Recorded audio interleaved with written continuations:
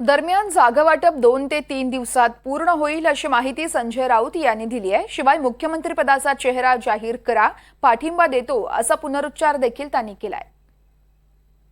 कोण एखाद्या राज्यात इथे काय राहुल गांधीजी किंवा प्रियंका गांधीजी येऊन त्यांना मुख्यमंत्री बनायचं नाहीये। इथे शेवटी काँग्रेसचं स्थानिक नेतृत्व आहे, त्यानंतर माननीय शरद पवार साहेब, उद्धव ठाकरे साहेब।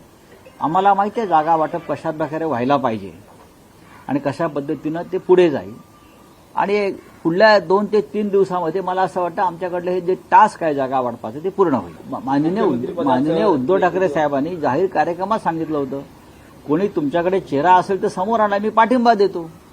लोकांच्या मनात संभ्रम नको, लोकांच्या मनात संभ्रम नको की या राज्याचं नेतृत्व कोण करेल भविष्यामध्ये। हा संभ्रम दूर व्हायचा असेल तर आपण चेहरा जाहीर केला पाहिजे, ही त्यांची भूमिका आहे किंवा शिवसेनेची भूमिका आहे आणि त्यात काही चुकीचं आहे असं मला वाटत नाही।